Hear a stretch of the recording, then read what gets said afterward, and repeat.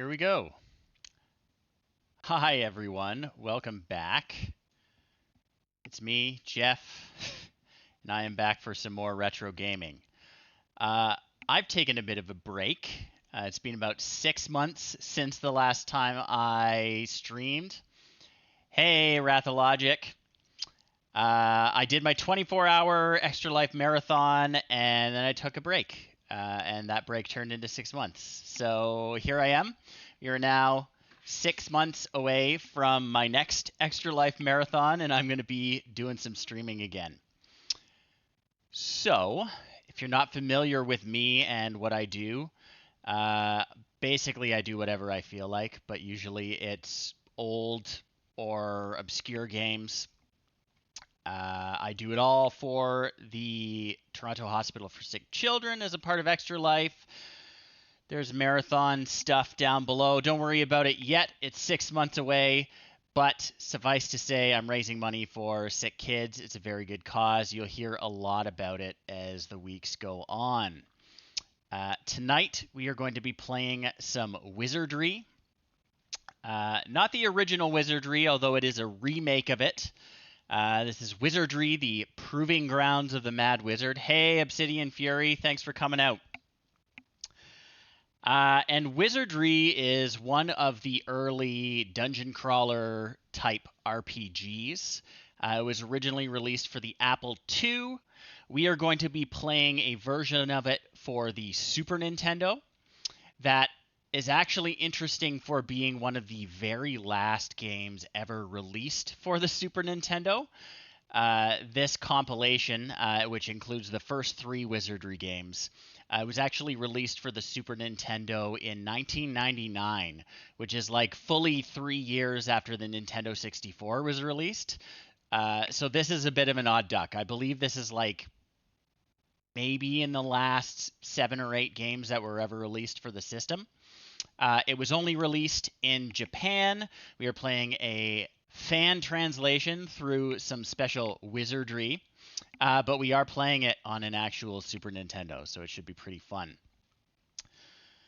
One of the things about old dungeon crawlers is that, let me just get this going here.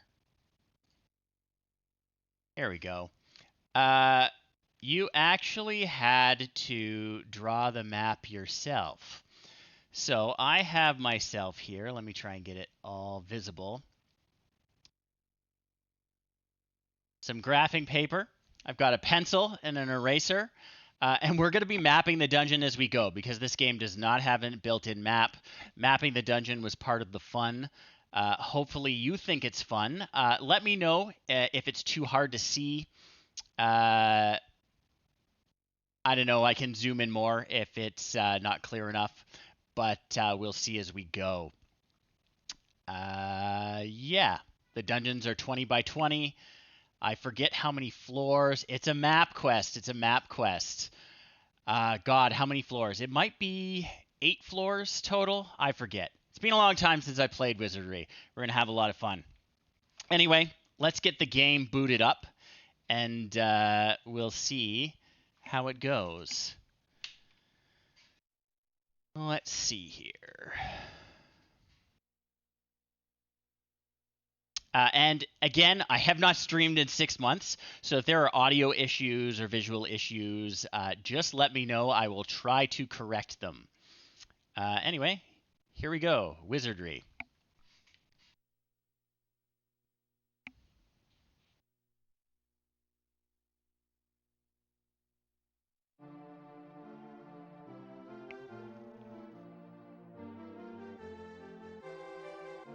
So it's Wizardry 1 through 3, the story of Lilgamin. I'm not quite sure how you're supposed to pronounce it.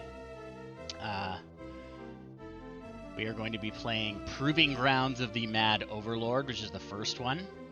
A really interesting thing about this compilation is that they...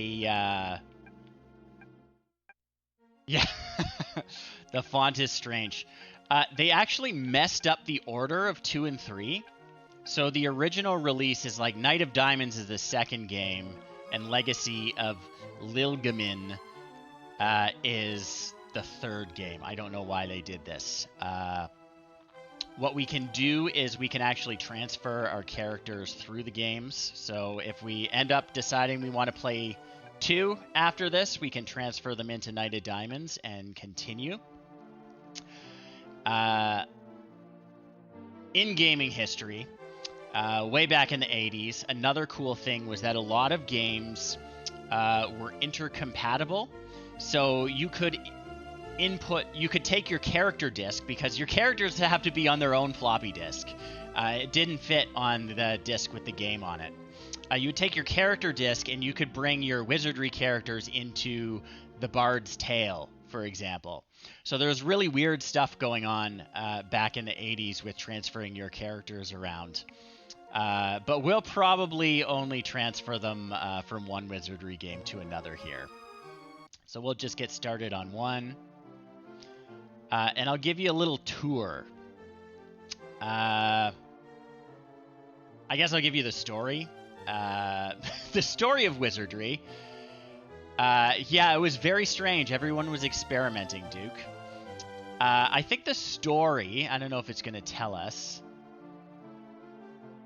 Probably not. Anyway, there are wizards. We might have a couple in our party. But I think there's an evil wizard who lives at the bottom of this dungeon. We're going to have to slay him. He's bad. That's about it. That's the story. I think the four floors are the proving grounds, which are actually not run by the evil wizard. They're run by the king, and we have to like prove ourselves in them before we can go down into the wizard's dungeon. And then after that, we'll get in there. So let me just check our options here. Okay, so no, we want English for everything.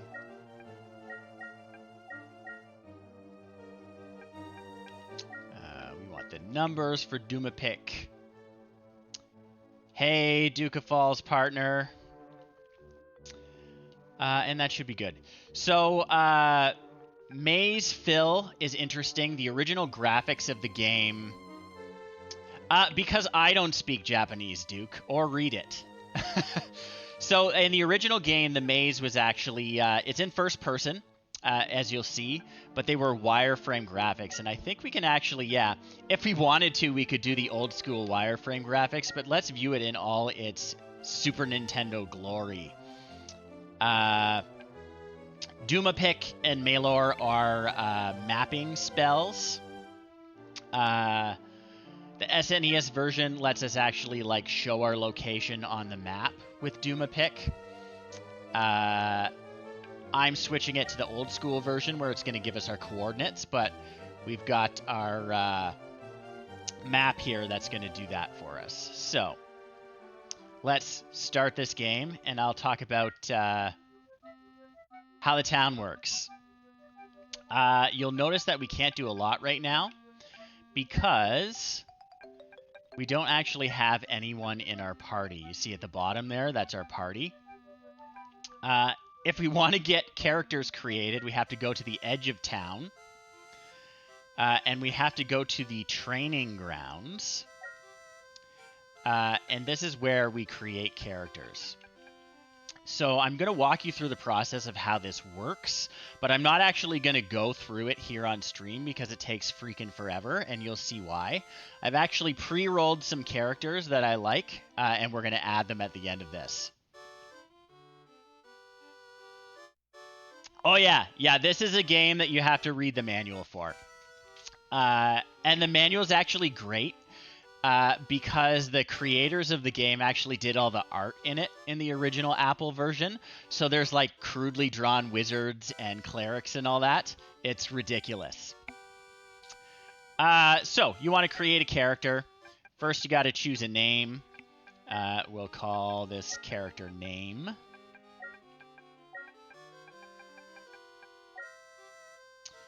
And that says, okay, you want to create a character named Name. Yeah, we do. We choose a race for the character. All the races have a different set of starting stats. So they lend themselves to different professions. Humans are all-arounders, like is the fantasy trope. Elves are good wizards. Dwarves are good fighters. Gnomes are good clerics. They've got a high faith stat. And hobbits are good thieves. Oh, we're gonna have a hobbit. Don't you worry, Duke. But just for example's sake, we're gonna choose a human. You have to choose an alignment. One thing to keep in mind is that good characters refuse to be in a party with evil characters. Evil characters refuse to be in a party with good characters. Neutral characters do not give a crap. So you can have neutral characters in any party.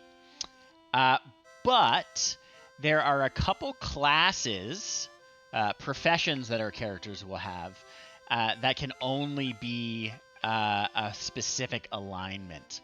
So a lord can only be good, and a ninja can only be evil.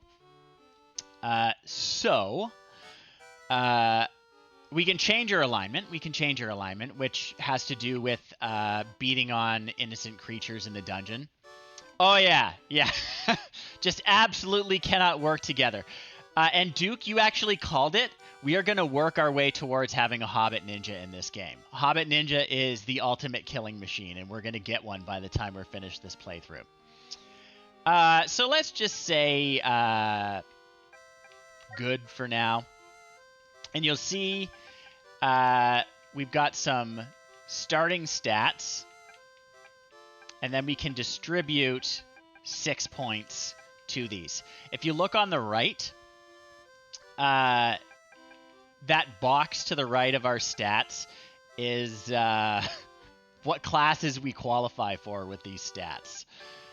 So this character, until we distribute its points, is good at nothing. It can't even join a single class. But, if we pump our strength up to 11, we qualify to be a fighter. If we pump our intelligence up, we can be a mage. Yeah. Perfectly average and unemployable in any adventuring profession. That's me too. If we pump our piety up to 11, we qualify to be a priest. I believe agility is what you need. Agility and luck for a thief. Yeah, so this character doesn't even have enough bonus points to become a thief at character creation. So we'll just make him a fighter, and I'll show you what we do here. So, no, we don't actually want to keep this character. What we would do if we were making our own party is we would have in mind what we want to create, and we would go through this until we got the stats we wanted. So see, we got 7 this time for bonus points. See if we can... Is it vitality we need? Is it strength? No. What are the actual stats for a thief? Not sure what you need for a thief. Anyway, we got 7 this time. And that's because the way it works is, and I'm trying to remember this off the top of my head, you can get up to 29 bonus points to spend. That's the maximum. And I believe the way it works is you roll a 10-sided die for how many bonus points you get. And if you get 1 to 9, that's it. That's how many bonus points you get. If you get 10, you get to roll another 10-sided die. And if you get 10 on that, you get a third 10-sided die. So 29 is the maximum. I believe that first die can be 0 to 9 points. But if you roll the highest, you can get up to 2 extra bonuses. So there's like a minuscule... Yeah, so it's all behind the scenes. It's a random number generator. But, if we were doing this D&D style, that's how it would work. So as you can see, there's like... a 10% of a 10% chance. Not even. It's so you got a 10% chance to roll that second die, and yeah, and 10% of that chance to roll a second extra die. So getting 29 is like very, very rare. I don't think I've ever done it. I spent a lot of time rolling up characters here for a party. So I've got a bunch. Yeah, 0.1% to get the third die, let alone to get 29 points on it. You could get the third die and roll a 1 on that third die, which is pretty bad luck. That would be the worst thing ever. Okay. Where are our characters? Hang on.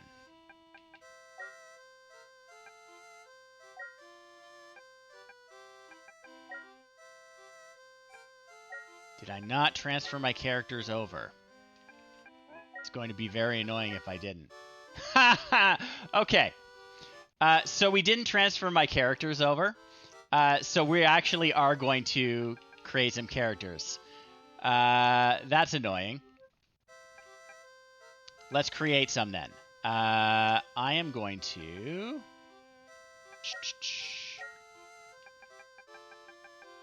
I apologize for that. I was not prepared. Okay. So we're going to make a character named... Actually, you know what? We're just going to use the default party. And then next time, we're going to bring in my custom characters once you see how this game works. Because I really don't feel like rolling characters tonight, and we're going to be here for the entire evening just trying to roll up a few decent ones. So we're gonna load up these ones that are given to us with the game. And next week, I will load in our custom characters. Yeah, so we're gonna give it a whirl. And actually, the game is designed for this. You can create more characters, and your old characters will still be around. You're not locked into using the same one throughout the course of the game. In fact, something I'm gonna do here. We're going to create one character. And his name is going to be Dorcas. And Dorcas is going to be our bishop. And a bishop, I believe a bishop can only be good or neutral. So we're going to make him neutral. We don't have enough points to do it. A bishop has high IQ and high piety. They can cast both mage and priest spells. But they have a special ability where they can ID items for us, so we don't have to pay. Otherwise, we have to pay money to ID items. So we're just going to... we'll rename him when we actually get the character we want. Not enough. Now you're getting a taste of re-rolling. Okay, this should do it. There we go. So, you see, we needed 12 and 12. And it looks like a bishop could be good or evil, but not neutral. So yeah, we can be a bishop now. I'm going to put my other points into vitality. It doesn't really matter. We're never taking this guy out into the dungeon. His purpose is only to sit in town and ID items for us when we get back. Yes, yeah, that was part of old Gary's preferred way of doing it. Where you just rolled your stats and you had to see what classes you qualified for. So Rangers and Paladins were super rare if you used his character creation system. Okay. So we're renaming this guy Dorcas. Because it's our real Dorcas. He's going to stick around. And he's going to ID items for us. Because he is a bishop. So the default party that it wants for us is 2 fighters, a priest, a thief, and 2 mages. Which is a pretty good party. We'll talk about it next time. Yeah, I mean, it goes back to the roots of this gaming. Like, they wanted that realism aspect to it, right? Which is ridiculous because, you know, it's a fantasy adventure game. But yeah, they wanted a ranger or a paladin, for example, to feel special. Which, yeah, cool. It felt amazing if you rolled something that qualified to be a paladin, but it's just kind of lame. Adventurers are not supposed to be average people, right? So we are going back to the castle. We're going to go to the tavern. The tavern is where you actually manage your party. So we're just going to add all our characters to it. So we've got 2 fighters, a priest, a thief, and 2 mages. I am going to inspect them and see if they have any gear. Okay. So they do have some equipment. Our mages don't have weapons, but that's fine. You see we've got 6 characters. The last 3 characters are like too far back, so they can't actually engage in melee combat. So it's just these 3 who will be in melee combat. It's pointless to put fighters in this back row. They can't do anything there. But it's good to put your mages and your thieves there. The thief in this version of Wizardry can hide and backstab enemies, which I don't believe was in the original. But it is in this, and they can do that from the back 3 rows, which is pretty cool. So we're going to leave. We are going to go to the edge of town because we've got gear, and we're going to go into the maze and we're going to start mapping. So we're entering the proving grounds.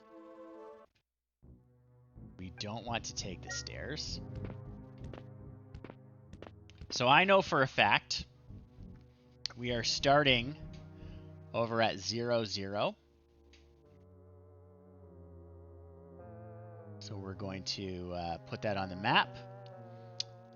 I'm going to make my little stairs icon look like stairs. I'm going to put an arrow there for up. So those are stairs up. We are going to map this dungeon out, folks. So we've moved 1 square. All right. There are hidden doors, so we may end up erasing some of these walls. But we're just going to go a step at a time. And we're going to cautiously map out this floor. One of the names for this genre of game is a blobber. It comes from the 80s. People started calling them that. And they're called that because the entire party sits in one blob on the same square of the map. They don't move around independently of each other. The party is always in the same place. So Wizardry is one of the original blobber dungeon crawlers. 1 more square.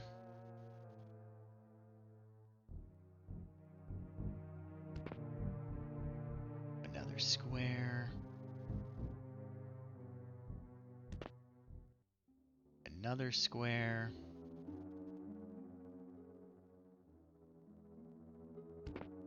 Another square. Okay, something's coming up on our left here, which is exciting.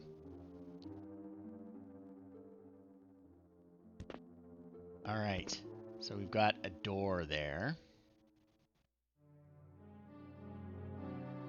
I'm going to make that our little door icon. one thing to know as well. Wizardry will screw with us in so many ways. There are also one-way doors, so we might go through this door and then turn around and it's a solid wall that we can't get through again. So we'll make sure we know that it's one way. I'll figure out how to draw that on the map too. Okay. So it looks like locked off here. And you can always try passing through a wall in case there's a hidden door there. In fact, you should be doing it fairly frequently. So I'm going to finish mapping out this open room before we go through any doors. Go back to where the stairs are. We're not going to take the stairs. We're going to head north.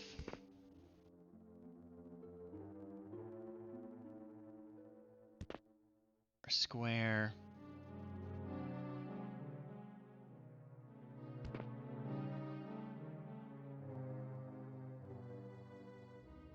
One more square. One more square.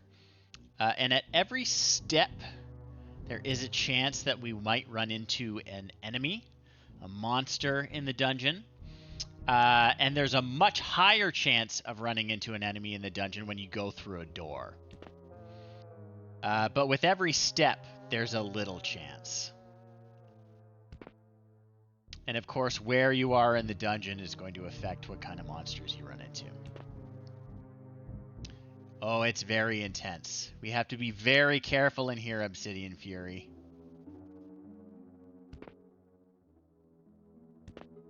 Okay. Everyone see the map all right? Is this making sense still?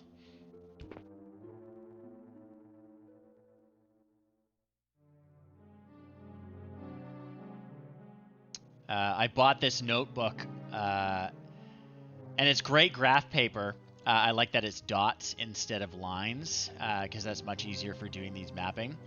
But it has like this title page. I'll show you at the end so I don't have to rearrange everything. But the title page on the inside is like beautiful memories. Yeah, the dungeon's a bad place to be dumb. Let me tell you, Duke. We have to be very, very cautious.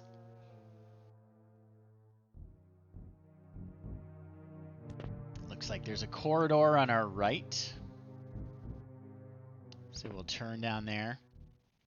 The map shows up good. Perfect. And I'm hoping I'm not going to make any horrible mistakes as I go and have to erase everything. I'm trying to make it nice and clear for you. You cannot get chased. So when there's an encounter, the encounter resolves on that square. So if you run into an enemy when you move to a new square, if you kill them all, you know, don't have to worry about it. But if you flee, that's it. You won't run into those specific enemies again.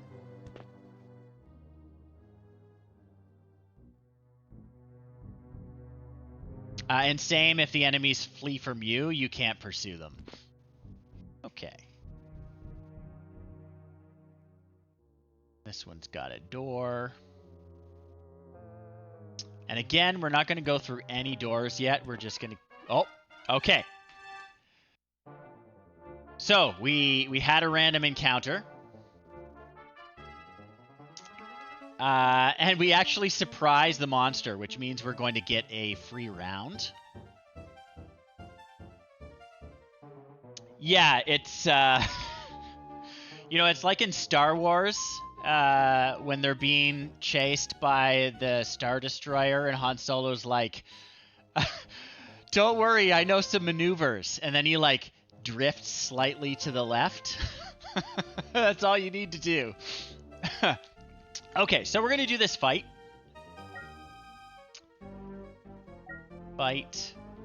Our priest is actually a pretty good fighter.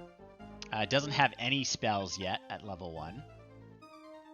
Dispel is something priests can do, and it only works against undead, but it kills them instantly if it works. The thief Again, he can hide, and then in the next round, he might be able to attempt a backstab if he hid successfully. The mages, I don't think either of them know any spells, so they're just going to have to parry. And you see, we choose our entire party's action, and then it'll play out when we're sure. So we give everyone their orders. You can see it on the lower right there. And then we can either say, no, I changed my mind. Or... yeah. We're gonna go through with it though. So, fight, and we'll see what happens. Hopefully, you don't have the response rate set like really freaking high.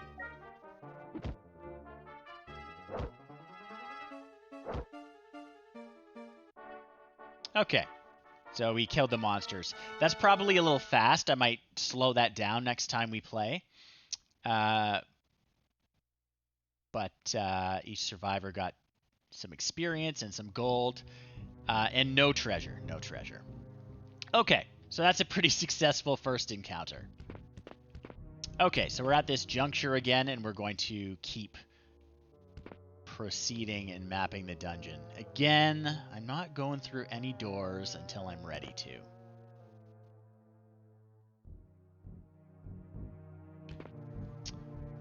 Looks like we're at another intersection. This one's only one deep, and it's got a door.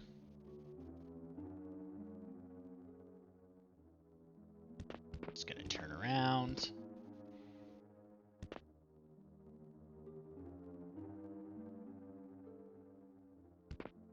Okay. So it looks like, unless we've missed some hidden doors, which is absolutely a possibility, we've mapped out a section of the map. So let's go back down. Ouch. Don't want to take the stairs yet. We're going to go all the way to the end, and we're going to go through this door down here.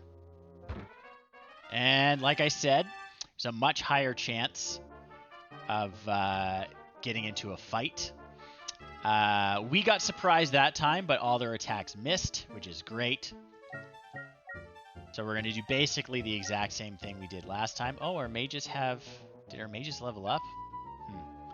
Oh, that's why. So, because we surprised the enemy last time, we can't cast spells. Spells take too long to do a surprise attack with. You're standing there chanting and waving your arms, and it ruins the surprise attack. So that's why we couldn't cast last time. It wasn't because we didn't have spells. Still, we're going to make our spellcasters just do their thing without magic. We don't really have a lot of spell points at the beginning of the game. So, let's do it. This is fine. We killed one of them. There are two left. Same deal. Oh, and actually we'll go back. So you see, because the thief hid successfully, he can now attempt an ambush. Okay. No one got hurt. We killed those slimes. Okay, there's a chest.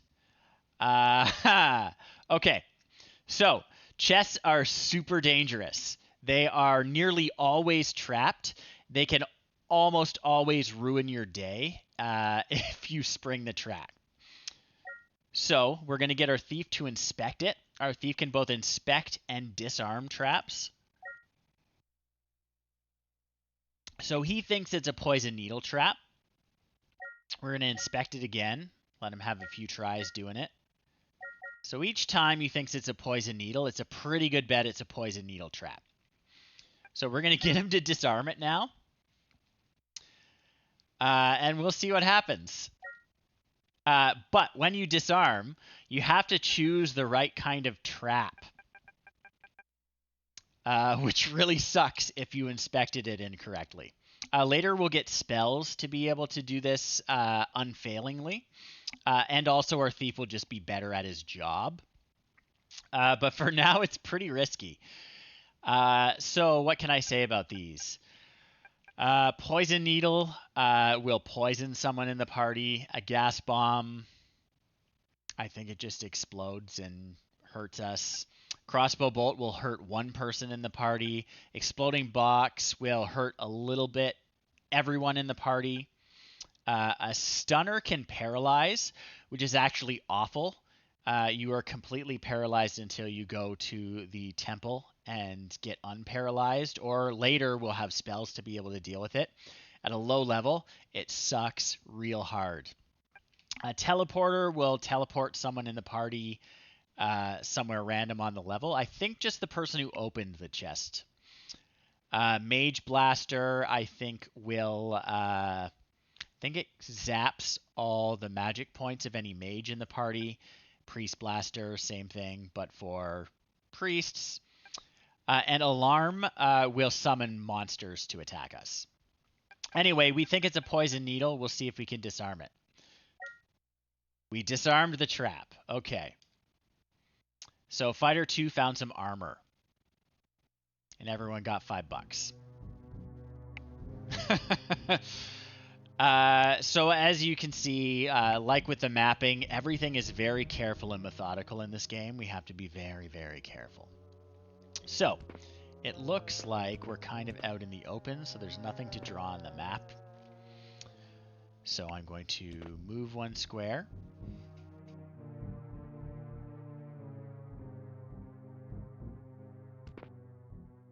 Up a square.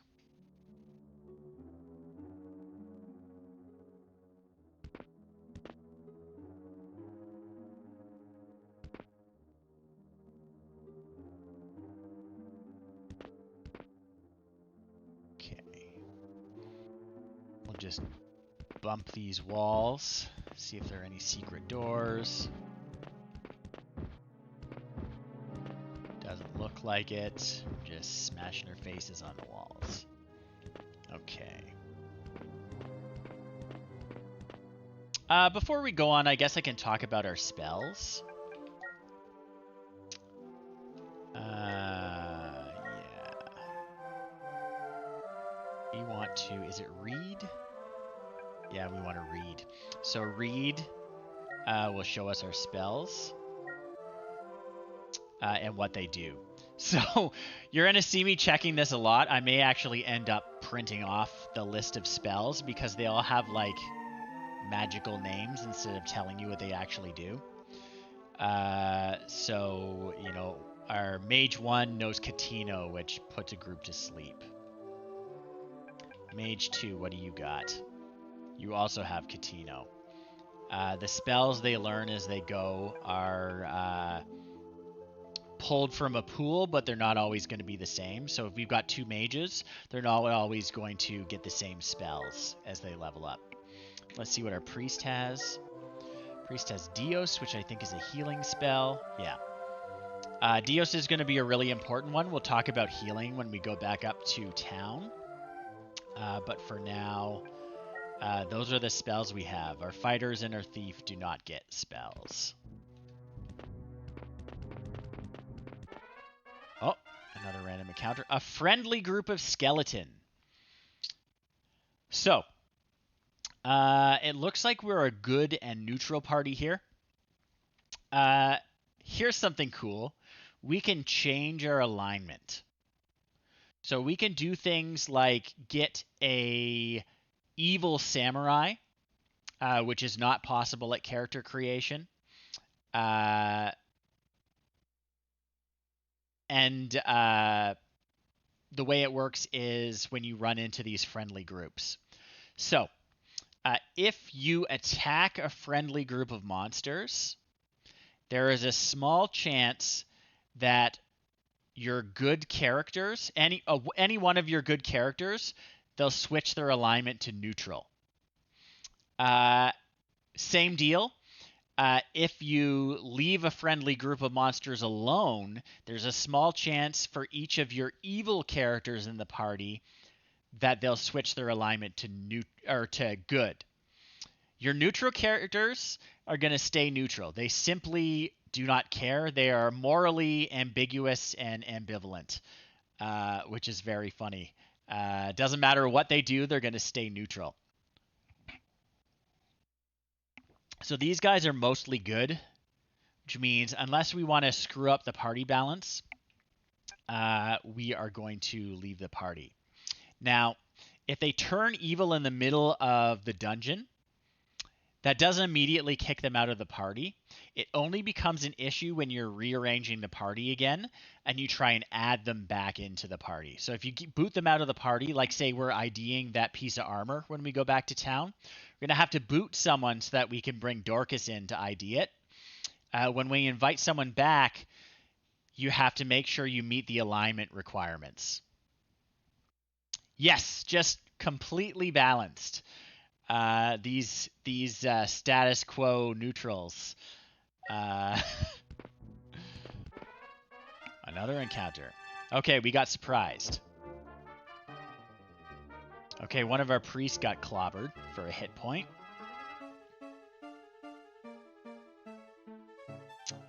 Okay, we got 4 slimes. We're gonna do the usual things.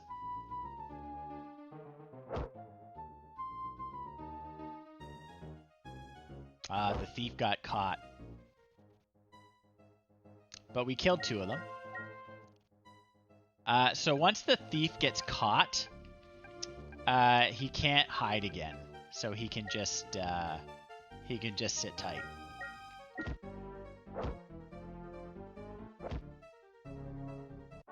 All right, good work, everyone. Everyone got some gold. Okay.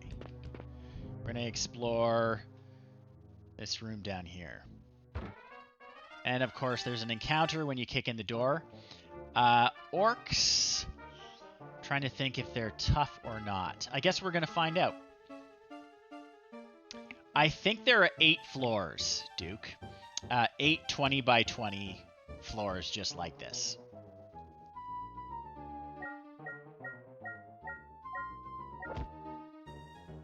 Okay, so orcs are weak. That's good.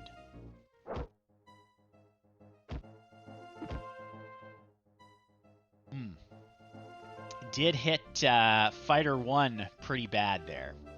So we're probably going to go back to town after this and heal up.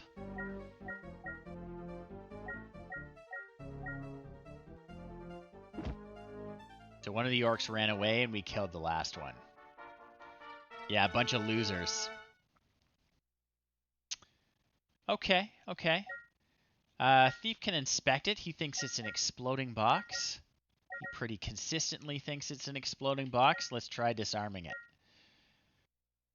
And you can see it actually defaulted to selecting exploding box. I can't imagine why it would give you the choice to disarm the wrong kind of trap. But it lets you choose anyway. But it does highlight the one we think it is. So let's see. We disarm the trap. Perfect. Everyone got 10 bucks. Okay, so it looks like another big open area. So we're just gonna map that. And after we finish mapping this room, we will go back to town and heal up.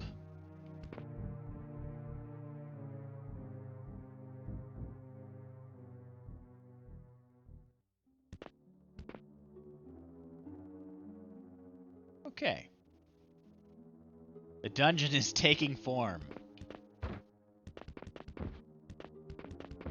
Run back. And before we go, we're going to heal as much as we can. So it looks like our priest and our fighter are injured. So our priest is the only one that has healing spells. He can cast one of his healing spells. So we're going to heal the priest with it first.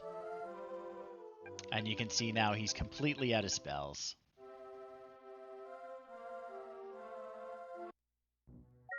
So back up to town. And you'll notice that we're not automatically healed when we get into town. The way healing works is you go to the inn, and you have to choose a specific person to stay in the inn, and then they'll sleep it off until they heal. This can take weeks, and that's actually really bad. And the reason for that is, if we go to the tavern and inspect someone, you see in the top right there, we all have an age. We can actually we can age to death. We can get too old to adventure and die. Only one person can sleep at a time, Duke. But for some strange reason, only the person who's sleeping ages. Oh yeah, we start young. So the humans are 16. Is everyone 16? Oh no. Oh, we got so our human mage is actually only 14 years old. But what happens is when you level up, you have a chance for each of your stats to increase. But as you get older, there gets to be a higher and higher and higher chance of your stats decreasing. And if your vitality decreases to 0, you die of old age. So yes, you can't sleep yourself to death. It's when you level up next. The surge of power and experience is too much for your old heart to bear, and you lose your last point of vitality and you die. So that's part of the reason why we can add more people to our party. We can create characters as we go.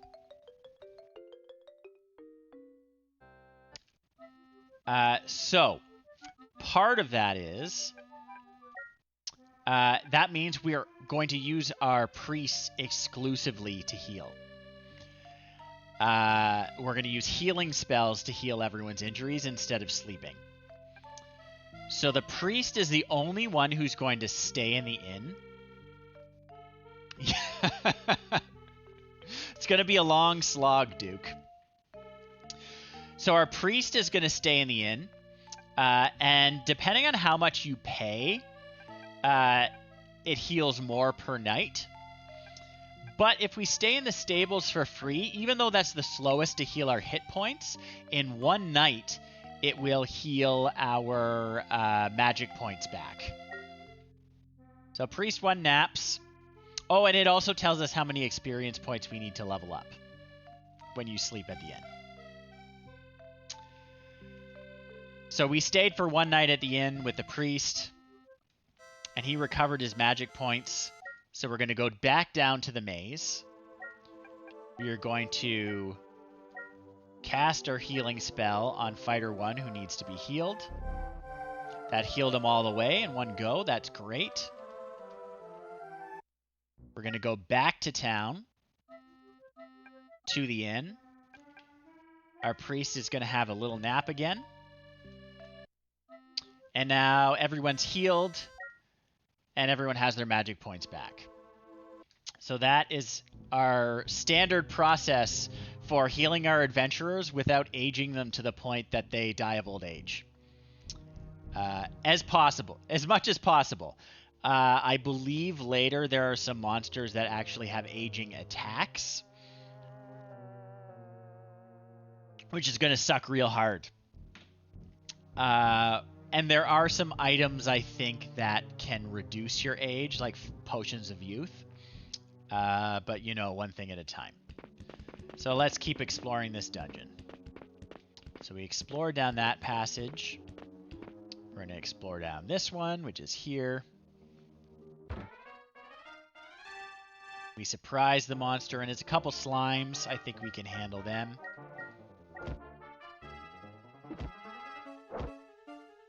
Bam. Didn't even get a chance to fight back. We got a chest. Thief is going to expect it. He says it's a stunner. Stunner is basically the worst kind of trap at this stage. Yeah, we're going to attempt to disarm it. If we fail, I'll show you the other thing about this game that they actually built right into the design. We could not disarm it. What was it? Oh, we didn't set it off, though. We'll try again. Not disarm it. Okay. All right. Anyway, this game expects you to save scum. To, turn the power off and load it up again. The game saves whenever you enter a room. And I believe it saves after combat. So what you can do is if you get a bad outcome or like a bad turn in a fight, you just hit reset and then you load your game again. And when that happens, and it will, I'll show you how the game actually expects you to do that. It's part of the game design. Okay, so we got another open area here. Yep, yeah, all the way in 84. They thought that was something people were going to do.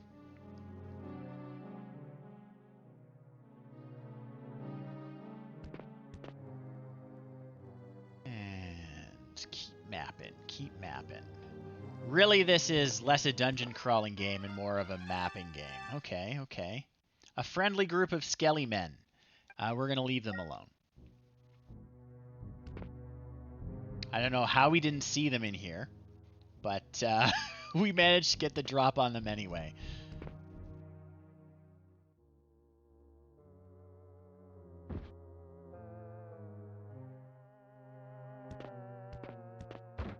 Okay. Map's looking good. Okay.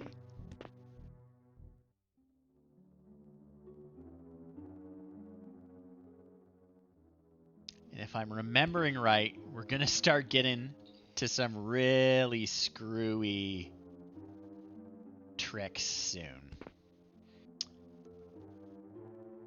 Yeah, it seems like every time we run into skeletons, they're chill. I don't know what the deal is. Although I guess I've never personally met a hostile skeleton. All the skeletons I've ever seen have been pretty chill. So maybe that's just their natural state. I don't know about you, Duke, but I've never met a hostile skeleton. Okay, so there's a door there.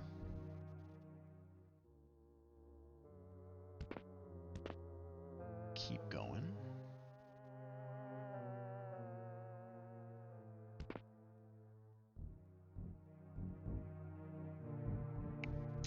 There's another... Whoops.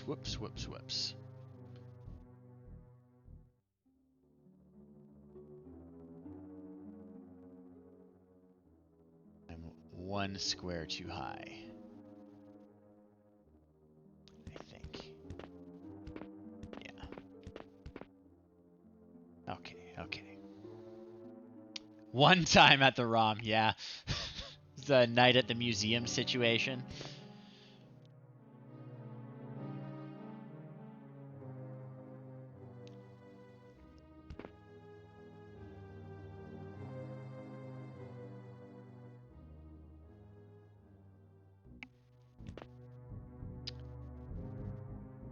Lots of doors.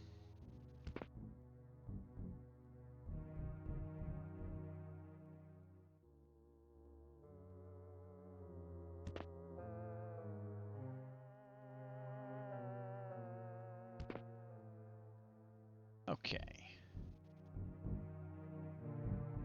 And is that the edge of the map? That is. Cool. Adjust that so you can see the numbers. All right, we're turning around. We're heading back. We're going to follow the same mapping procedure. We're not going to go through any doors until the room is completely mapped, if we can at all avoid it. Sometimes we cannot avoid that particular course of action because stuff will happen. But we'll cross that bridge when we get to it. Okay, so that's completely open.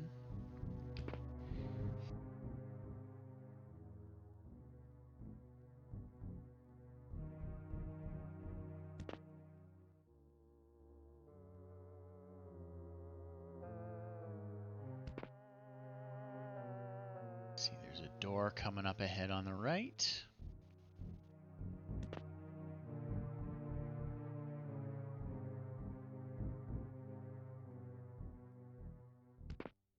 Continue.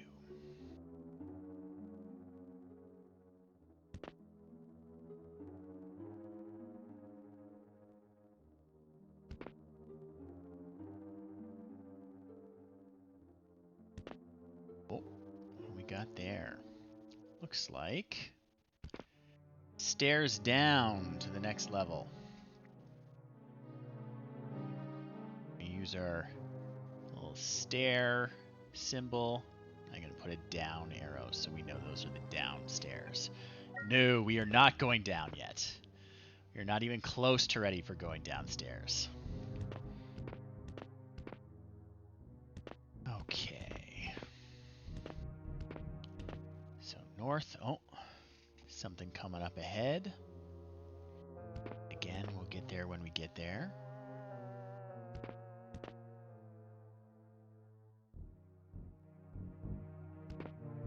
That looks like a plaque, I think. So it says, a large sign on the wall reads, area out of bounds. The sign looks like it's on the floor. But whatever.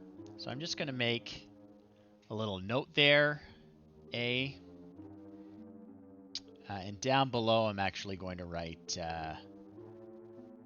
area out of bounds.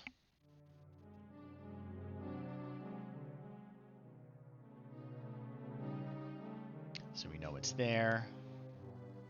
Just like that, a little note for myself.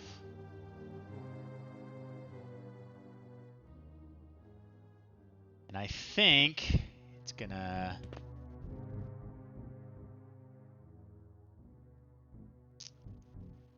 So,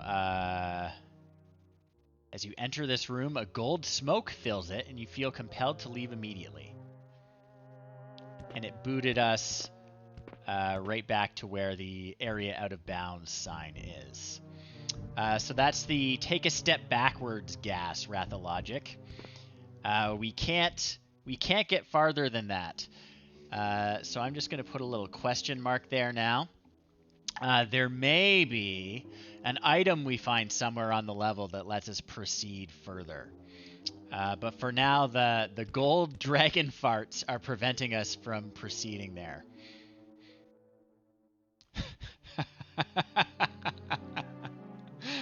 AD&D had the cruelest dungeon designs. And honestly, that kind of stuff is exactly what Wizardry and games like this are inspired by. This game is going to get really cruel by the end.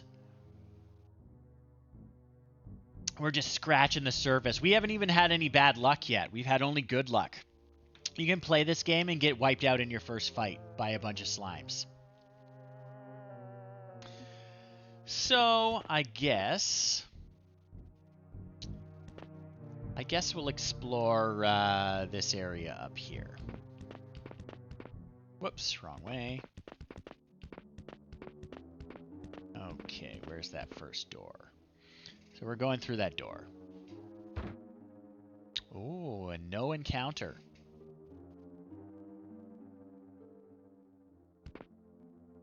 Got 2 doors.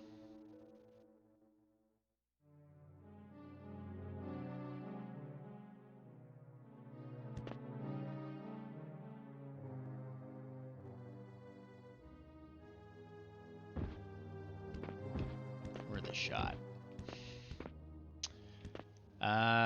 East or west room? What do we think?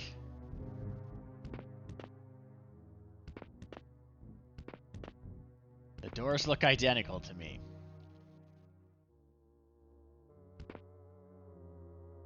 Any thoughts? East or west? I'm going to pick one if no one says anything. Alright, we're going west. Okay, good. Good. We picked the same one, Duke.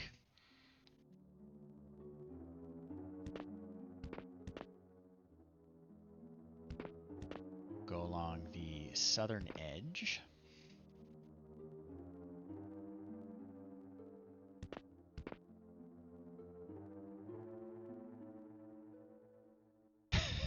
Too late, Amazon warrior.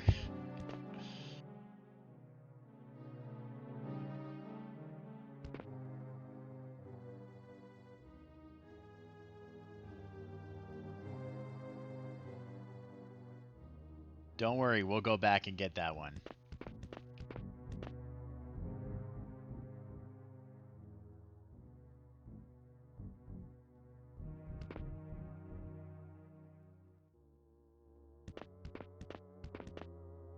Okay.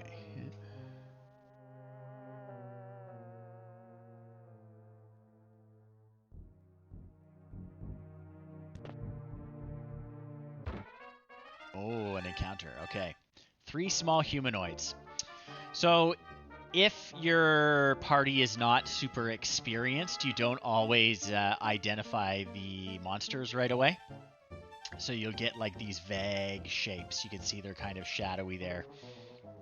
And they're just small humanoids. We don't know if they're orcs or kobolds or innocent hobbits lazing around and smoking pipeweed. We don't know. They are hostile, I guess, so we're going to fight them.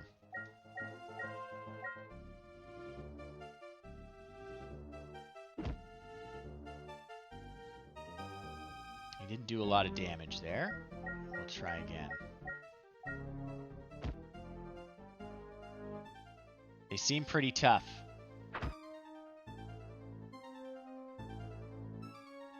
Our thief got a crazy backstab in, though. Okay, our fighter took a lot of damage there. Okay. Inspect the chest. Oh no! Inspecting it triggered the trap. What did it do to us? Poison needle. Okay.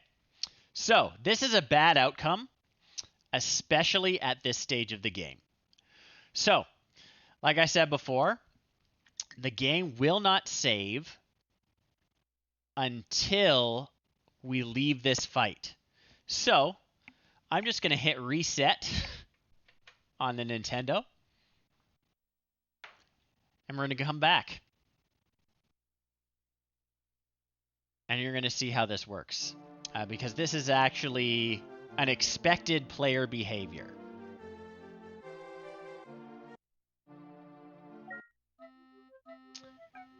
So if we go to the tavern, we'll see that... Wait, where's our party? Where'd they go? That's because they are out in the dungeon. They could be children. We don't know. We hadn't identified them yet, Amazon Warrior. So our party is actually out in the dungeon. So what we have to do is restart the out party. They're still down there. So yeah, there they are. They're all out.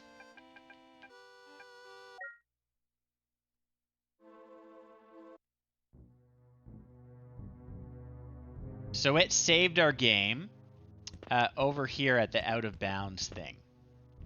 So we haven't had any encounters since then. So our game has not been saved. Your game saves when you have at the end of an encounter, or I believe when you pick up an item, it also saves your game.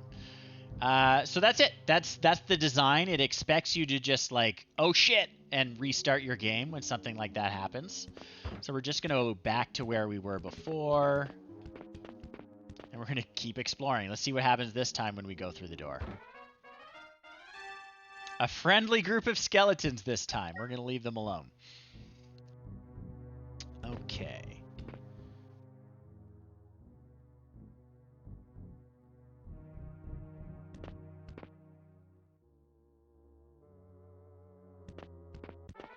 Oh, we got an encounter.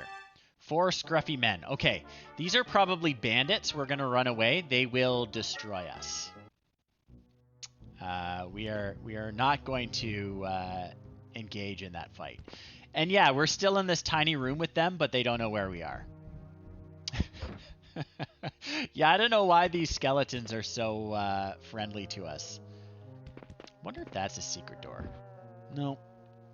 There's like a empty square there. Alright.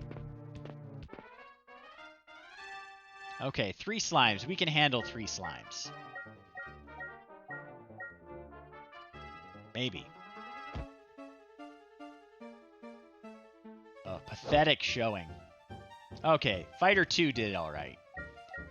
Okay, so you can see now, they were just slimes, but now we've identified them as bubbly slimes.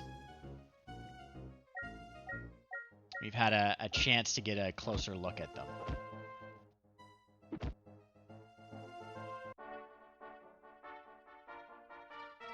A little bit of gold, a little bit of experience for everyone. Let's go through this door. Okay. That's fun. Whole bunch of doors. Yes, the classic refreshing carbonated slime. 4 small humanoids. I think we can take 4 small humanoids.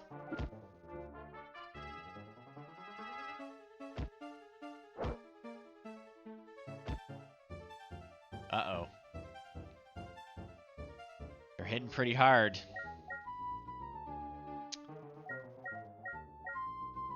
Might be another restart soon. Maybe. We'll see.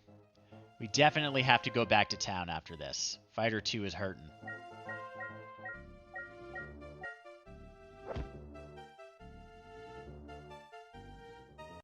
Okay, they ran away. Good. We're going to inspect that chest. He thinks it's a stunner.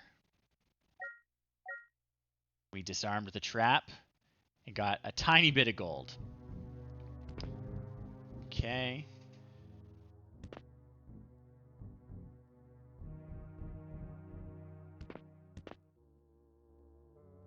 Right.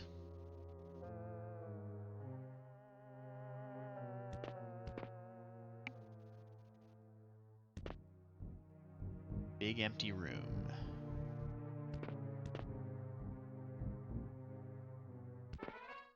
Another encounter. We're gonna run. Okay. So it's time for us to go back to town. We're getting kind of beat on.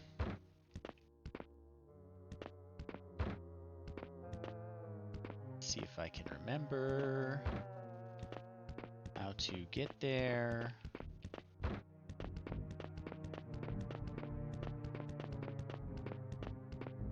Okay, good. Mr. Priest, we need your spell. First off, use it on yourself. And we're going to go through this healing process again. So we're going to go to the inn. The priest is going to sleep in the stables. We are going to go down to the maze. This will get less tedious as we go because we'll have more spell points to use. But right now, at the beginning of the game, it is very tedious. Fighter 1. Okay, you are healed. Back up to town. Our priest needs a nap.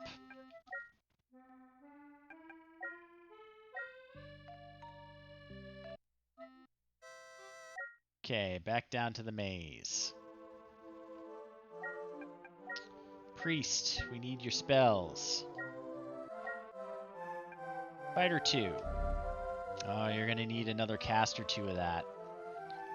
Back up so our priest can take a nap. Okay, sleep for free in the stables, Mr. Priest. Back down to the maze. Now you're going to cast your spell. Ah, still not quite healed.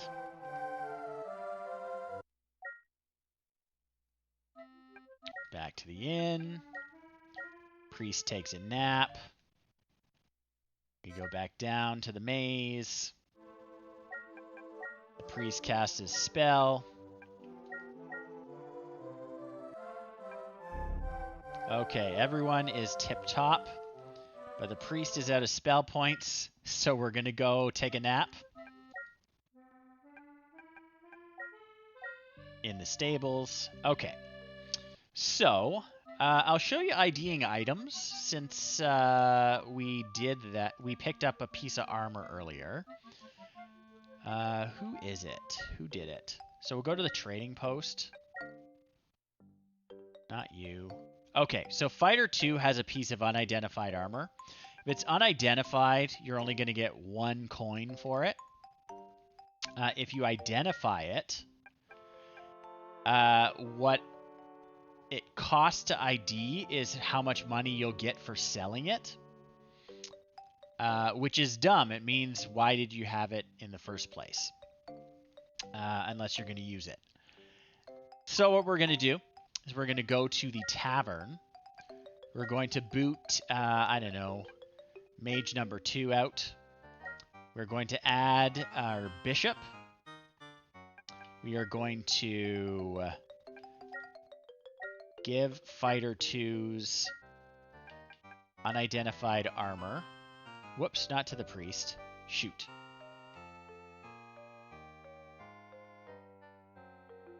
Because it is equipped. Okay, whatever. Who did we give it to? We gave it to the priest by accident. There we go. Okay. Item. Trade. We want to trade it to Dorcas. There we go. Armor. So now if we go to Dorcas, I believe... Dorcas, how do you ID that? You're the bishop. Item. Have to go somewhere else. So I think we have to go into the dungeon with him to do it. That's annoying. Dorcas, can you ID the item here? You can, okay. He has to be in the dungeon to do it for some reason. So he doesn't have a clue. We're just going to try this until he figures it out. He figures it out eventually. It was chainmail, and he can't even use it. That's what the pound means. So we'll go back. We are going to give that chainmail to, I don't know who wants it. We'll give it to Fighter 1. Now we're going to kick Dorcas out. We're going to put Mage 2 back in. We are going to look at our equipment. So, okay, Fighter 1 is wearing chainmail already. Fighter 2 is wearing chainmail. Priest 1 is wearing chainmail. Everyone who can wear chainmail is wearing it already. So, Fighter 1 is just going to sell that extra chainmail. But he'll get 45 bucks for it, which is pretty good. Sell that extra chainmail. Anything else, noble sir? No, we're good. Oh, and here's the other thing. Everyone carries their own pile of gold. The party doesn't have communal gold. Oh yeah, the clergy is armed and he's actually fairly dangerous. So if you want to buy something expensive, you gotta like pool your money. It's very silly. It's very silly. Okay. Back into the dungeon. Here we go. And actually, give me 2 seconds. I'm going to refill my coffee here. And I will be right back, folks.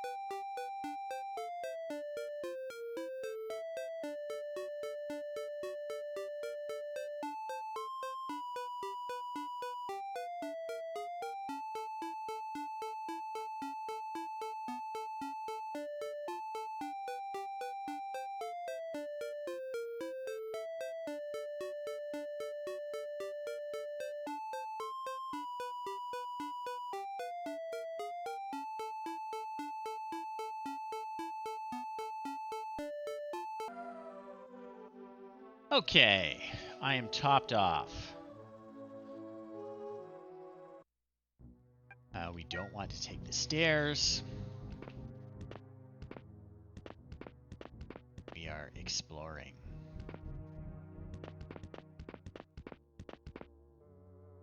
Let's check out my map. Ooh, an encounter. 2 slimes. We can handle 2 slimes. Yeah, we got him.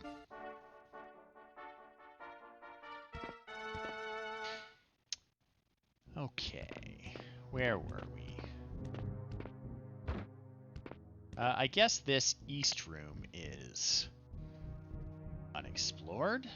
What do you got for us? More slimes.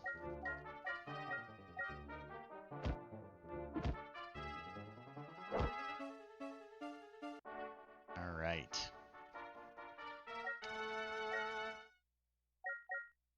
It's an exploding box. Let's try disarming it. We disarmed the trap. Spider 2 found a sword in the box. And we all got a little bit of gold. Okay.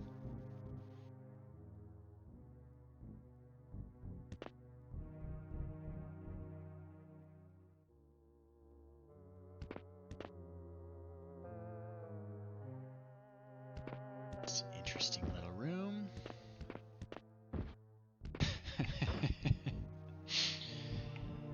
Yeah, the rules aren't as set in stone as you'd like.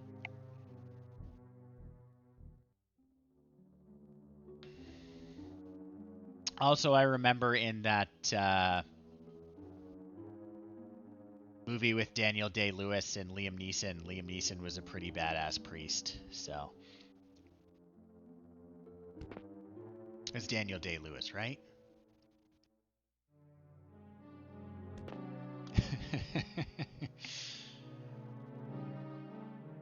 Okay. Did I... Was that? That might be. Where am I? I'm turned around. Yeah. I was facing south, but I thought I was facing north. Okay. So we are going to go back to that crossroads room, which is right here. And we're going to take the north door this time.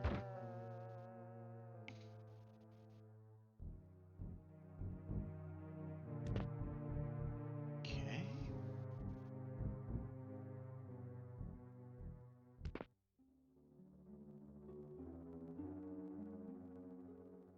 We're going to go west. Looks like it's a door north and a door south. I'm going to take the south door. Looks like just an empty room. I'm always suspicious of these, so I'm going to bump the walls. It looks like it's just a closet. And let's take the north one. Actually, shoot. I broke my own rule, didn't I? I should always finish exploring before going through any doors. That was bad dungeon mapping behavior. That's a bad habit.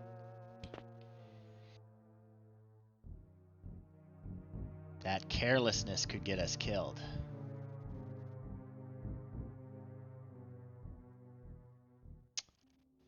Okay. Now we can go back. Oh, interesting, interesting. Did you notice that? It looked like there was a door there for a second.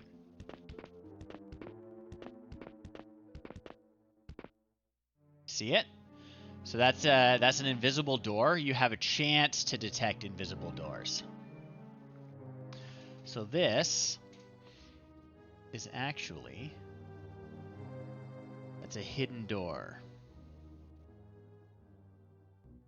I'm just going to make it gray to show that it's hidden. We're going to go through that. Just bumped that up a little bit too much.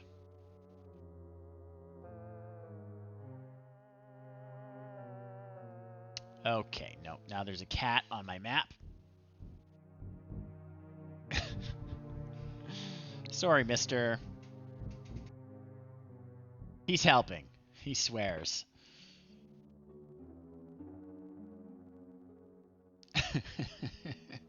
He wants to know what I'm doing up here. Actually, he's quite indignant. The spot where the map is actually normally his spot he hangs out in, which is very sad. Yeah, here he is again. Mr. Tibbs, why don't you come over on the other side?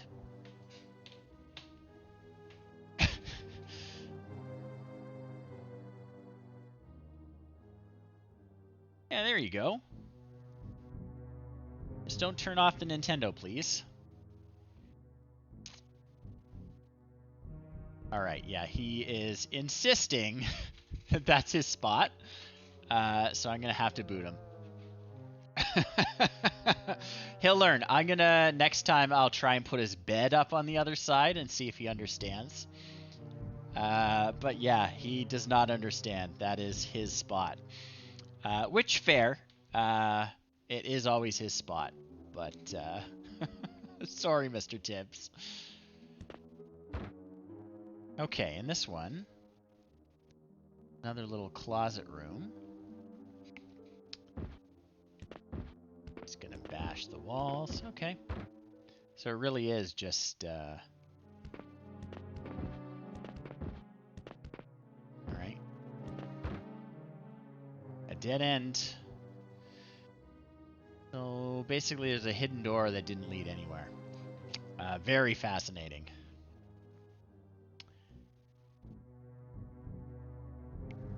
You gotta share that picture of your cat with me, Rathalogic. I want to see that cat. Okay, we should go north, shouldn't we? Okay, and that looks like another dead end. But we'll bump the walls. And it's truly a dead end. Okay.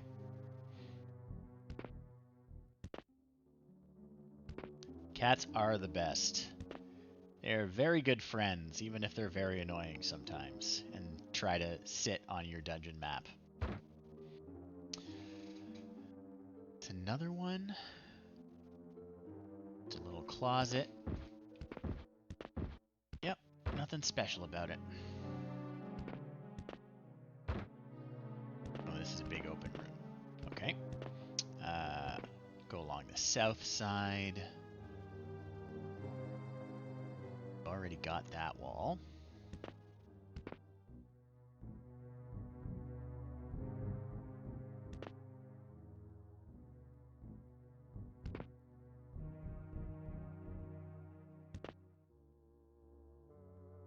One square at a time.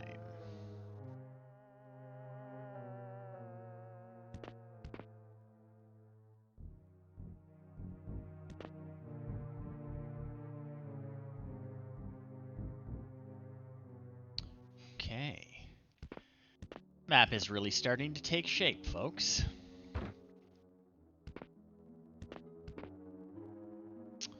Looks like nothing else up here. We got to go back to this crossroads room and take the west door. And we got a fight. But we surprised the 5 small humanoids. Yeah, let's see if we can take care of these guys. Took out 2 of them in the ambush.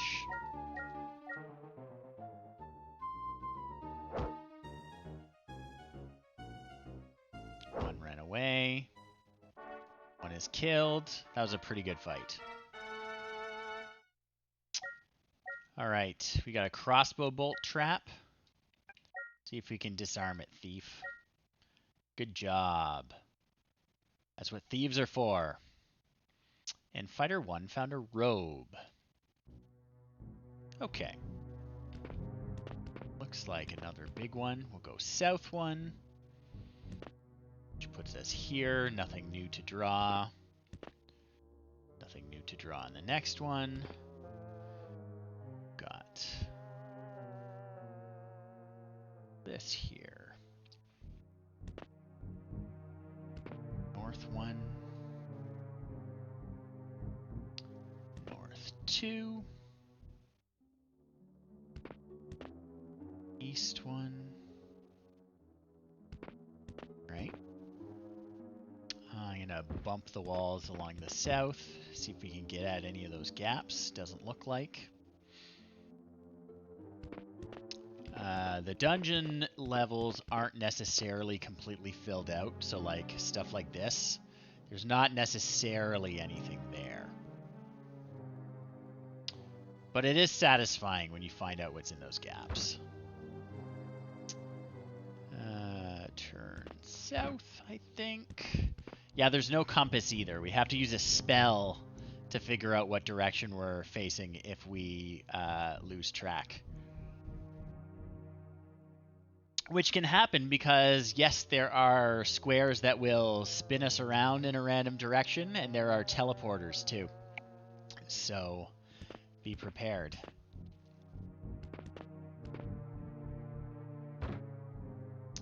Okay, south. And we're back to the room with the plaque. Yep.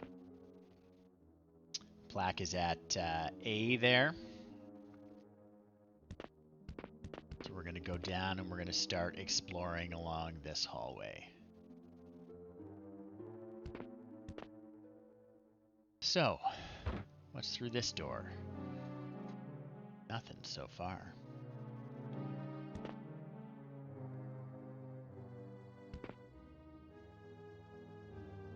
Mr. Tibbs, I see you there. He's going to try and get up again.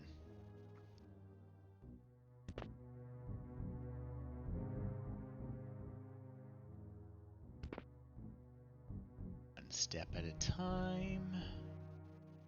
Drifting over a bit. Drifting over a bit.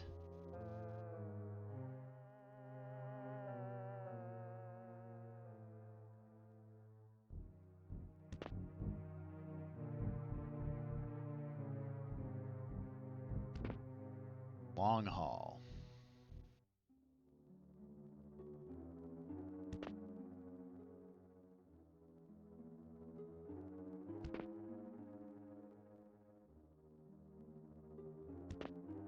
Okay.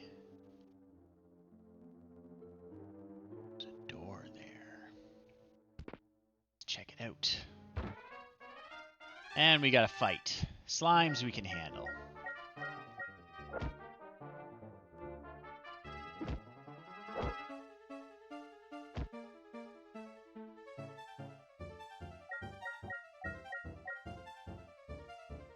Mr. Tibbs does just like hanging out. He's like literally just waiting for his moment here. You can see my webcam set up for my map. He's so mad about it.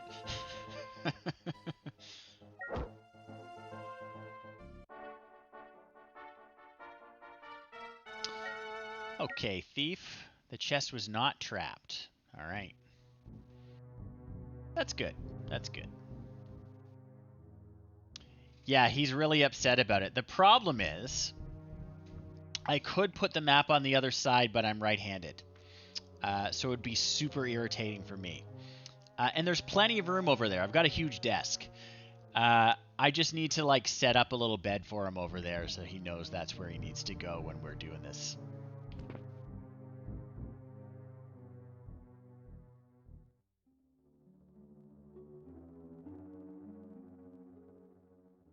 Only 2 squares? Yep, all right. Through the door, through the door.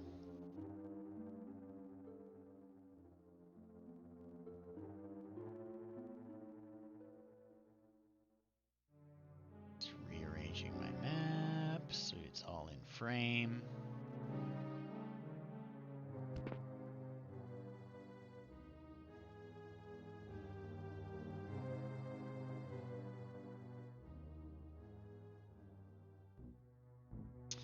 Yeah, I would have set it up earlier, but he was happily sleeping in the front room until I went and got my coffee top off.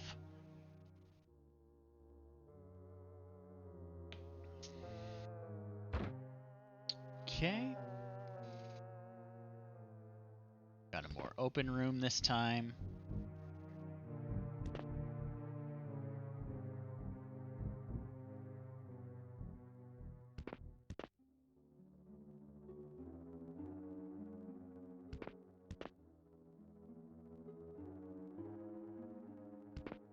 That it? Just a dead end? Any of these secret doors? No. I do love that the way you find secret doors in this game, though, is you just bash your face into the wall, and if it opens, it's a secret door, and if it doesn't, then it wasn't. I think that's pretty fun. I'm going to have to adjust this a little at some point. Yeah, we can handle these.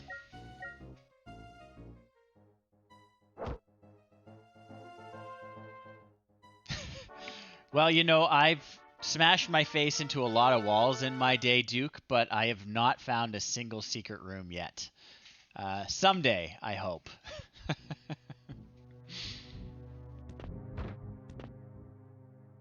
Oh, did you catch that?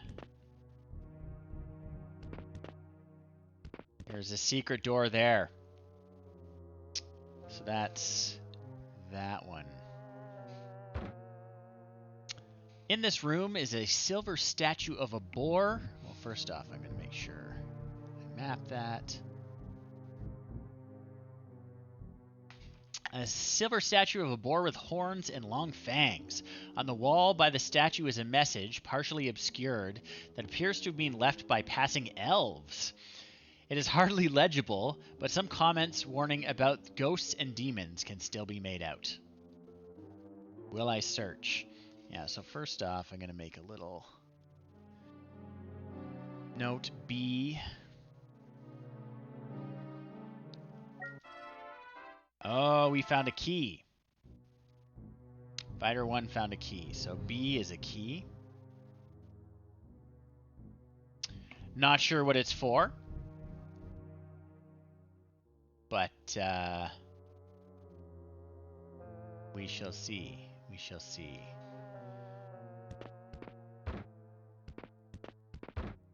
Oh, that's a secret room too.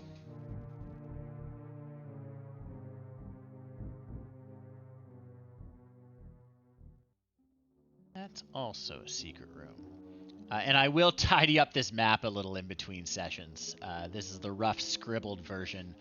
But we really do want to have a nice, neat, and tidy version when we're done. Whoops. Am I facing the wrong way?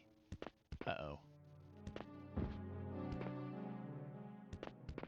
Lost my orientation. We are one farther than I thought we were.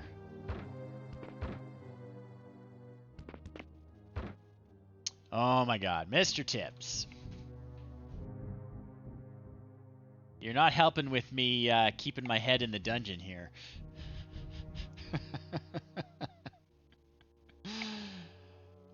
Okay, let's go all the way to the end again. Okay. Okay, I see what happened. I see what happened.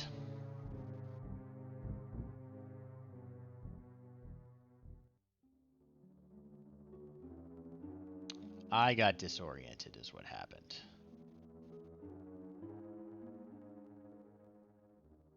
This will happen a lot. Be prepared. These are the hidden doors. That is no B. Okay.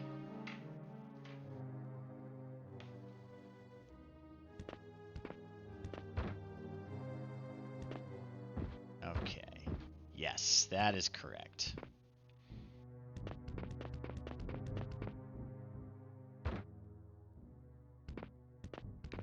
Next.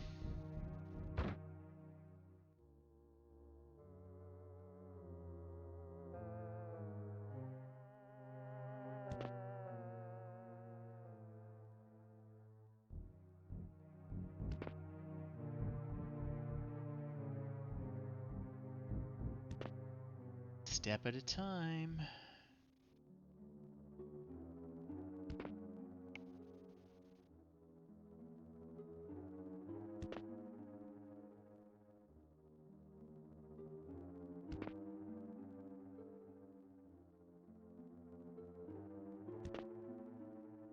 Okay. Door. And we've got an encounter. It's 5 orcs. We can handle 5 orcs. We're in good shape. Especially if they all run away. Thanks for coming out, Rathalogic.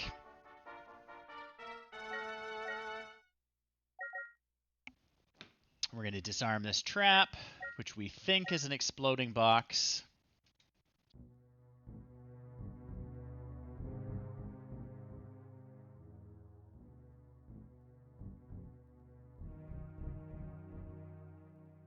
Make sure that's clear, that that is just a regular wall.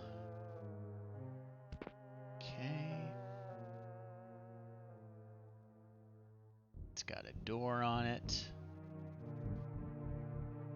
Through the door.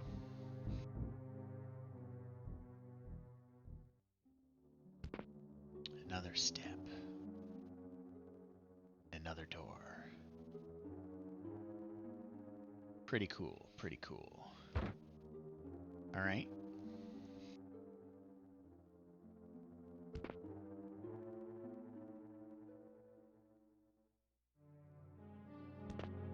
North.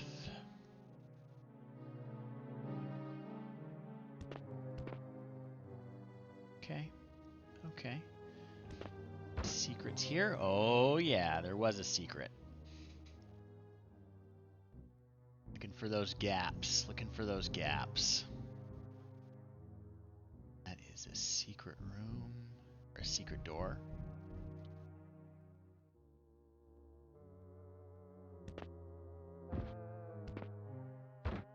Okay.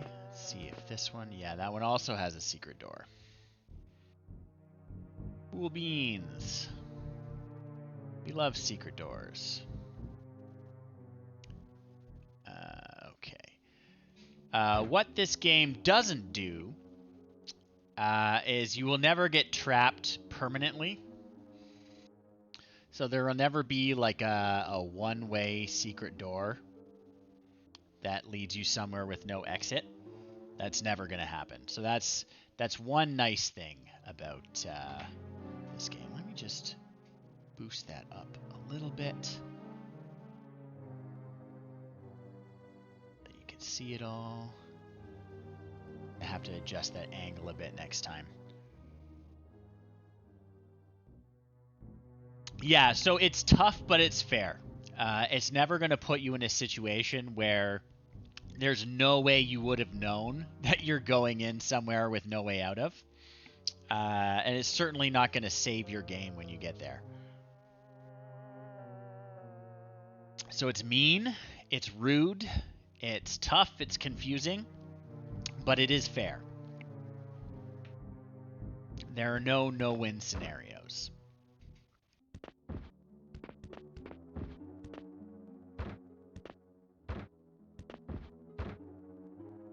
Okay.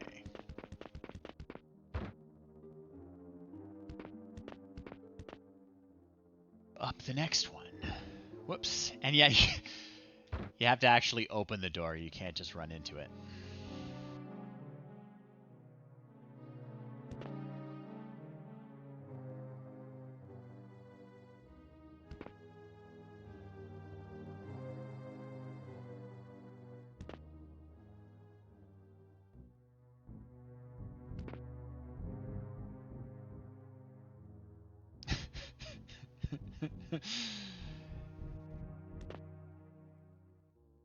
Yeah, and it's very relatable because I say the same thing when I run into the door.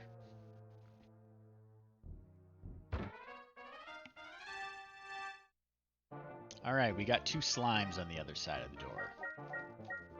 We can handle 2 slimes. We're not too beat up. They don't have a lot of hit points, so they're pretty easy to kill. Oh no, we triggered the trap! Crossbow bolt. Who got hit?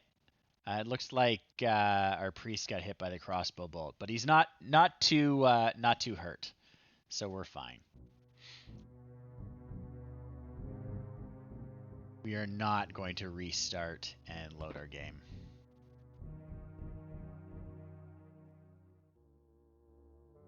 There's a door there and a door there. Let's go north.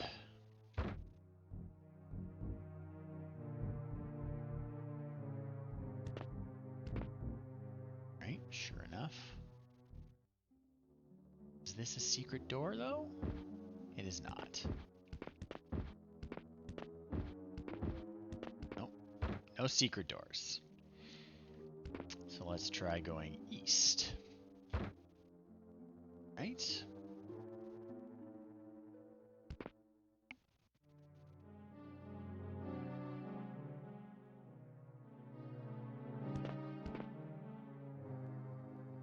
Lee ties up this little section.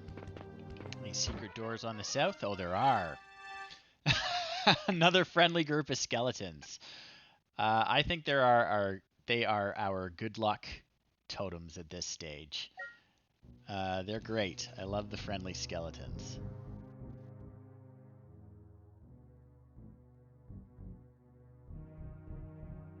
Need to get a better eraser too. The one on the end of this mechanical pencil is not great. Right, let's see if there's one here. Yep. So I'm just gonna mark this before we do our fight.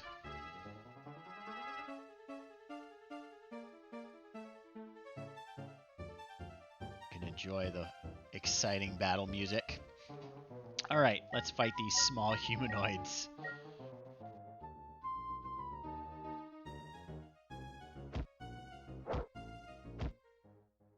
Ooh. They're kind of beating on us, guys. We're gonna get out of here. Not dealing with it. We gotta go back. That is just how cautious you have to be in this game. And we gotta hope. Slimes we can deal with. We gotta hope nothing bad happens to us on the way.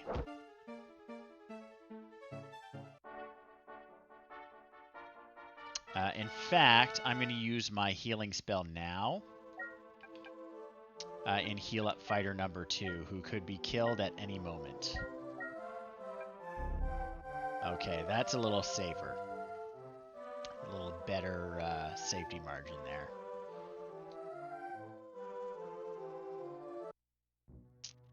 Okay.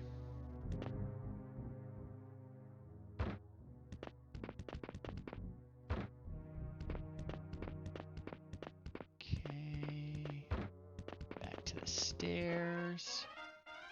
We surprise the monster. What do we get? 3 small humanoids. We are not taking any risks.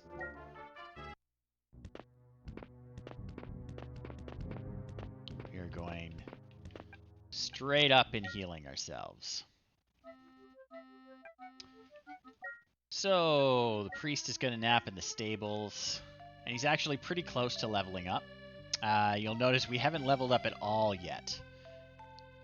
Which is just the way these games were. You're going to grind a lot. Back into the maze. Priest's going to do a little healing on himself first.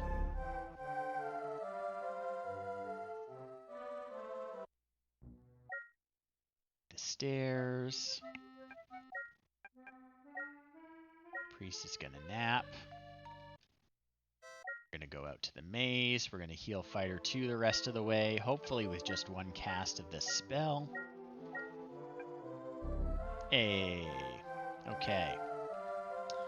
Now we just need to restore the priest's spell points by taking a nap in the hay.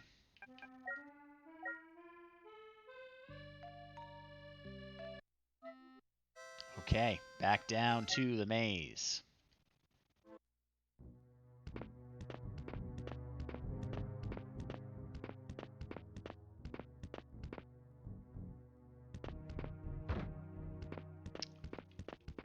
Okay, let me look at this map. Okay, we did the first door, the second door. Now we got the third door.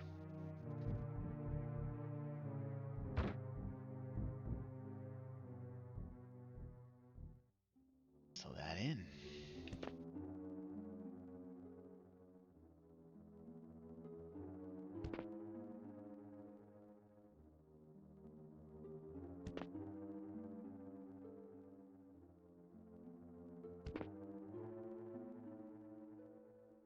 Uh-oh.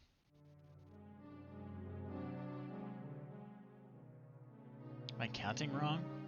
Did I mess something up here?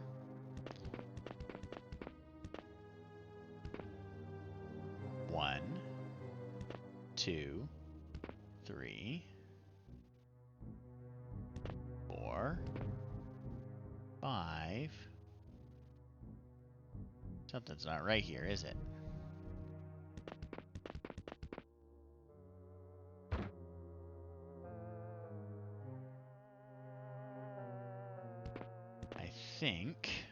I think I screwed up.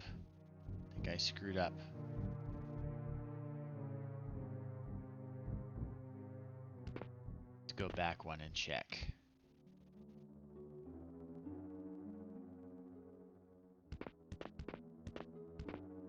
Let's see. This one, that's one square. 2 squares. 3 squares. 4 squares. 1, 2, 3, 4. 5. 6. 7. 8. And then there's the door. Okay, okay. So we're fine on that one. On the second one, so we've got 1,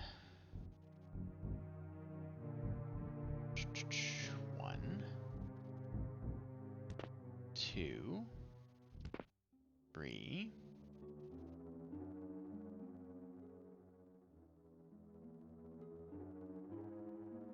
4.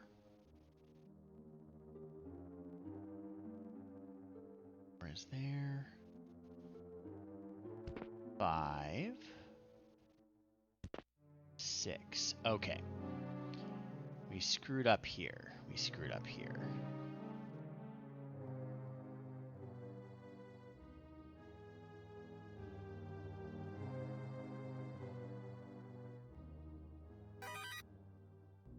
Hey, thank you for the follow. I appreciate it.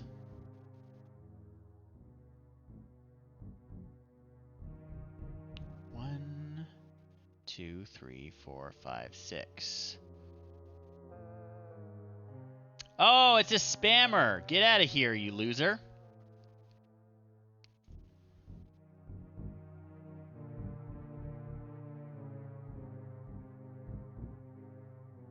Goodbye. Pfft, to think I thanked him for following me.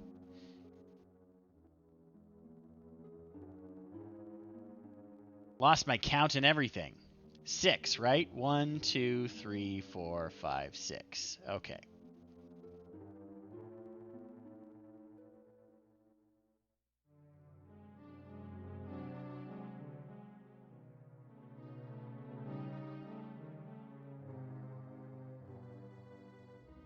Oh, it's just a spammer.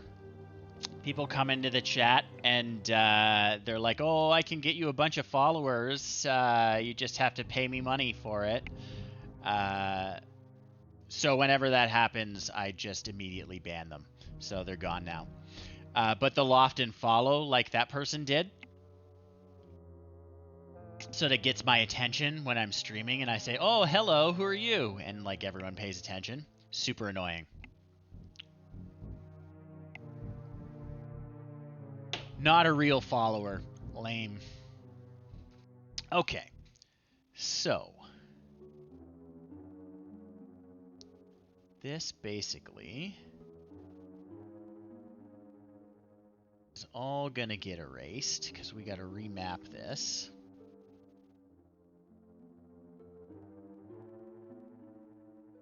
You gotta remap all of this because I screwed up. I counted wrong.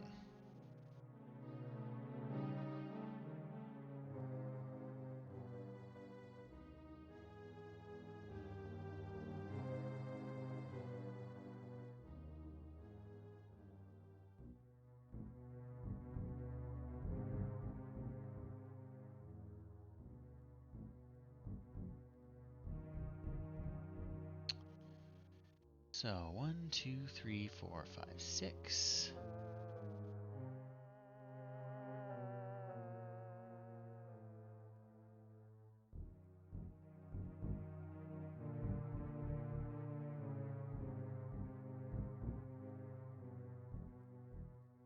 Yeah, I need a better eraser too, don't I?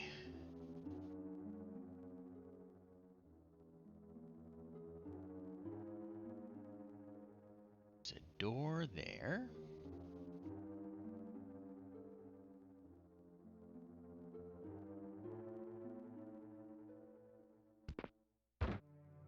Okay.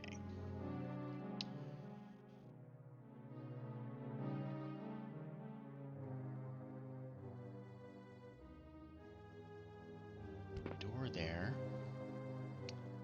And a door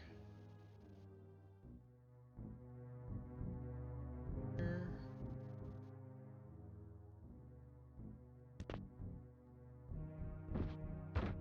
Door north.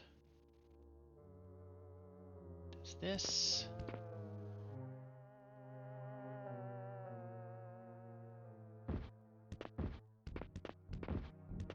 Okay.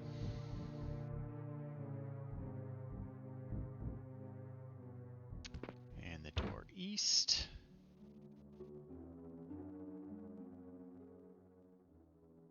Door east has a door that way. Okay, so north. That's fine.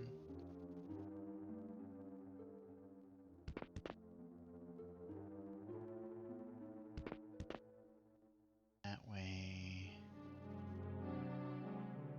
The door there. We'll figure out what's going on here. We'll figure out what's going on here. It's going to erase all of this.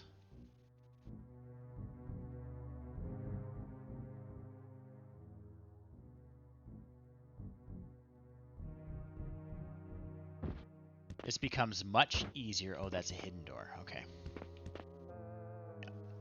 This becomes much easier later on when we get the spell Duma Pick. It's a mage spell and it'll tell us what coordinates we're at in the maze. So that is also...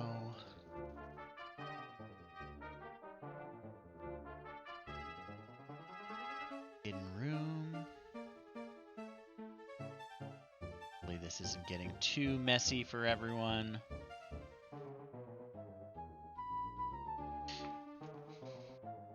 Two slimes we can deal with.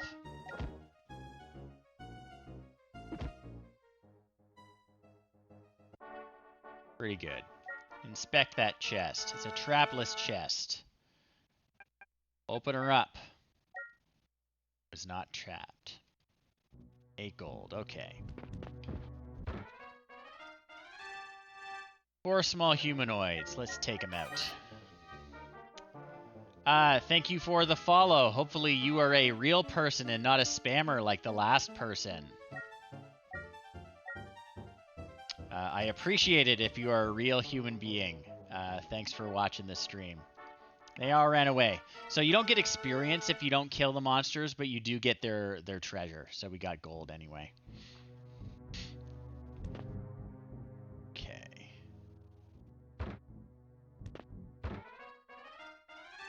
Be surprised. 5 small humanoids. Let's take them out too.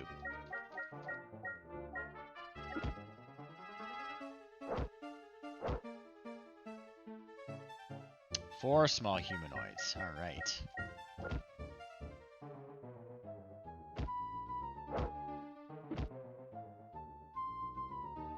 We're doing all right. Fighter 1 took a little bit of damage, but there's only 2 of them left.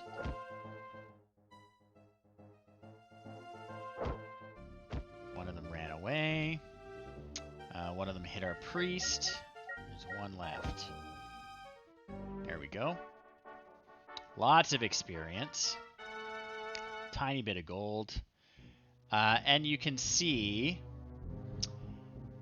yes, we'll have some tools, some spells that help us. Dumapic that I was talking about is a really, really important one that'll actually tell us what coordinates we're at. We'll get spells that'll tell us what direction we're facing. We'll get spells that let us see hidden doors without having to rely on chance or bumping into walls. All sorts of stuff.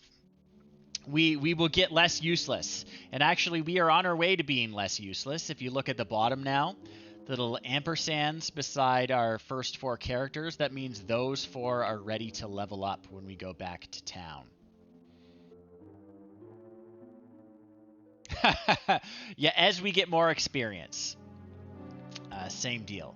So we've got 4 characters ready to level up, so we're going to go back to town. We're going to fight these orcs. I think we can take them. Orcs are pretty useless.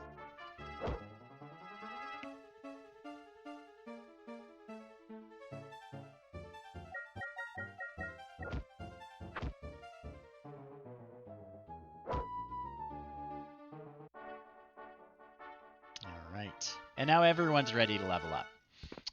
Like old school D&D, your classes do not level up at the same rate. As you can see, mages are a little slower to level up than everyone else. Okay, we are going to get out of here.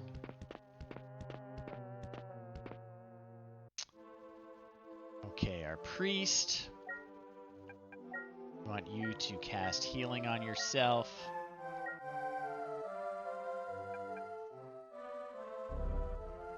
Healed himself for 1 point. That's great. All right. Take the stairs up. And to level up, same deal. You go to the inn and you just have a little nap about it. So, Fighter 1, have a nap in the stables. So, some of our stats go down, one of them goes up, and we gain 1 hit point. So, that is just luck of the draw. Our stats will kind of bounce up and down as we go. That's not a particularly great level up, unfortunately. Yeah, they can. And as we get older, the chance of it gets higher and higher and higher. So, Fighter 2, let's see what your luck is. Okay, so he lost luck, but he gained strength, IQ, and agility, and a couple more hit points. That's better. Priest, how are you going to do? So, learned a new spell, lost some strength, gained some other stuff. Thief. Thief has nothing but good things happen to him. That's great. Mage 1, what do you got? Nothing but good things. New spells and some stat gains. Mage 2. Lost some piety, but gained a bunch of other things. No new spell, though. So as you can see, like, even the same class, your characters are going to be different over time. So we are at 9:30, so I think we're going to call it there for this evening. But thank you, everyone, for coming out. Next time, I'm going to bring my pre-rolled party into the game. And we will continue mapping out this dungeon. It's going to be a lot of fun, and I hope you will all join me. Yeah, of course. I'm excited to be back to it. As I said at the beginning of the stream, it's been 6 months since I've done this. The last time I did it was a 24-hour marathon, and that kind of put me off streaming for a little bit. 6 months. So my 24-hour marathon is going to be November 1st this year. So I've got 6 months to go, and I'm going to try and stream every week. Wednesdays seem to be the evening for now, but stay tuned. We're going to be playing more Wizardry. We're going to try and get to the bottom of this proving grounds of the Mad Wizard. It'll be a lot of fun, and hope to see you there. I hope everyone has a good night, and I will see you all next time, folks. Later.